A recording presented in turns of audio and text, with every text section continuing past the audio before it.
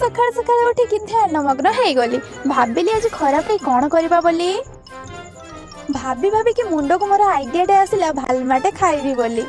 ଡାଲମା ପାଇଁ 5 ପ୍ରକାର ପନିପରିବା ତିଆରି କରିକି ତଡ଼କାଟେ ପ୍ରସ୍ତୁତ କଲି। ତାପରେ ମୁଁ ମସଲା ସବୁ ତିଆରି କରିକି ତା ଉପରେ ଡାଲମାଟିକୁ ଦେଲି ପକେଇ।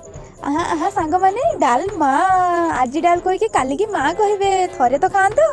ଆଉ ଏପଟେ ମୋର ଡାଲମା ତିଆରି କରି ସାରିଲା ପରେ ଦେଖିଲି ମା ଗୋଟେ ବହୁତ ସୁନ୍ଦର ରେସିପିଟେ ବସେଇଛନ୍ତି ବୋଲି।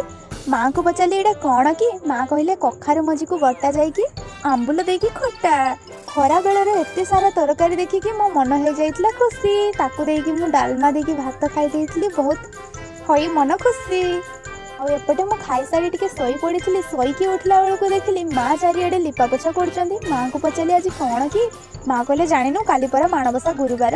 ଯେହେତୁ ସାଙ୍ଗମାନେ ଭୋରୁ ଭୋରୁ ଉଠିକି ଘଟ ବସେଇବା ପୂଜା ହବ ସେଥିପାଇଁ ମୁଁ ଚାଲିଗଲି ଜେଜେବାପାଙ୍କର ବାଡ଼ିକୁ। ବାଡ଼ିରେ ଦେଖନ୍ତୁ କେତେ ପ୍ରକାର ଫୁଲ ଫୁଟିଛି। ଆହା କି ସୁନ୍ଦର ଦେଖାଯାଉଛି। ଫୁଲ ନେଇ ଆସିଗଲି। ତାପରେ ମୁଁ ବିଲକୁ ଗଲି। ବାବା ଦେଖିଲା ବେଳକୁ ଧାନ କାଟୁଛନ୍ତି। ବାବାଙ୍କ ଧାନ କଟା ମୋର ମନକୁ ଛୁଇଁଲା। ଆପଣମାନଙ୍କୁ ଭିଡ଼ିଓଟି କେମିତି ଲାଗିଲା ଲାଇକ୍ ସେୟାର ସବସ୍କ୍ରାଇବ୍ କରିବେ ଜମା ବି ଭୁଲିବେନି।